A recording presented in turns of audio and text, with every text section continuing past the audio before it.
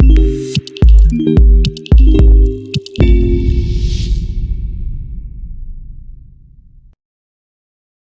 a real push on at a number of levels, including among Canadian vets who have said that we need to be supporting the Afghan interpreters, the drivers, those who supported our troops, the NATO troops in general, during the war in Afghanistan.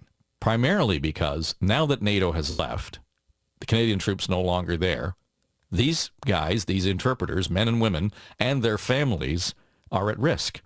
The Taliban is taking it out on them for supporting the NATO forces, and their lives are at risk, their families are at risk. So there's a real push to get them to come to Canada. And part of the problem has been administrative, the idea that they have to fill out a form in English only on the computer. And of course, that level of infrastructure, not all that accessible right now in Afghanistan. So there's some real problems. But there's a real push to make sure that when they come here, that they're supported. And among the groups that's doing that is Coding for Veterans. And we've talked about this program before on the show, and certainly on the weekend show. And I guess maybe a year and a half ago, we were introduced to Jeff Musson. He is the executive director of the program. He joins us this morning. How are you, Jeff? Good morning, Dave. Yeah, and it's interesting to me. I know the success of your program is really kind of picking up a whole lot of speed, in as much as you guys came up with the idea that you want to make sure that veterans who are making the transition from military life to civilian life, you are providing them with the opportunity to get some real a valuable skill in terms of that coding experience. It's a certificate from the University of Ottawa. But they're landing some pretty good jobs as a result of this. Oh, yeah. In the tech industry, there's a projected shortfall of approximately 147,000 IT jobs that are going to go unfilled in the next 12 to 18 months. And, some of that was already, in place with the shortfall prior to the pandemic. But the pandemic has really accelerated Canada's economy to be digitized. And so the jobs are there waiting to be filled. So I know you guys have stepped up and taken a leadership role in terms of not only extending this program to beyond veterans, but now to their families. We were talking about that a little earlier this year. But now you're focusing on the Afghan refugees who are coming and talking about extending that program to them. Yes, and what's interesting is in our student cohorts, we have a number of military men and women that served in Afghanistan. And, it was really highlighted through our student body that, without the support and the help from these interpreters and drivers and others, we would not have been able to fulfill our mission. And, I think it's very important for, Coding for Veterans to step up, and other military organizations to really provide a pathway for when these individuals are safely out of harm's way and in Canada, to provide them the stability to have a career going forward to support themselves and their families. So normally, when you were accepting students into the program, and then we should point out that the tuition here is covered by grants from the federal government, right? Yes, 100%. So if someone in our military, when they decide to release, there's a program that Veterans Affairs has for any military veteran who served over 6 years to pay 100% of their tuition in our program. So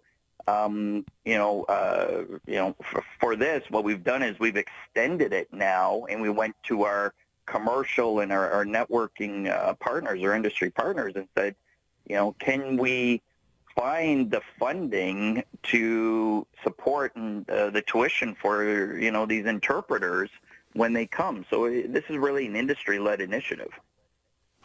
Now, I know there's criteria for the vets who are making the transition. Would you have a similar criteria, or I guess some specific sort of criteria for the Afghan interpreters?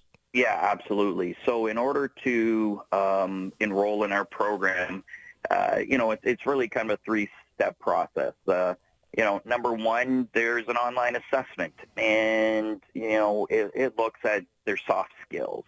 And the reason why we do that is we want to make sure that there's a good fit before anyone enters the program, where they will be successful in a career in IT. And, obviously there's an interview stage, and really the third one is, turn in, or forward the resume and really their life experience for us. So the Afghan interpreters will follow the same pathway, because it's the tried and true, and we know it works. Hey, I had the chance to meet some of your grads yesterday. You had your virtual graduation ceremony, and Minister McCauley was part of that. Folks from the University of Ottawa, and I was talking to them before your ceremony began, and to a person, each one of them noted how challenging and rigorous this program is. And they were saying something like 1,000 hours of work in terms of the educational aspect. Yeah, absolutely, and it is a very intensive program. But when you're talking about cybersecurity and you're talking about software development, it's something that you just can't learn over a weekend, right? And so with our program, it provides a solid foundation for individuals to establish themselves a career in the IT sector. And as I said earlier, the jobs are there waiting for them. So, the sooner they get through, the material and the courses, nothing like an incentive of a good paying, stable job to focus the mind. Codingforveterans.com, right? We'll get you to the details more on the program.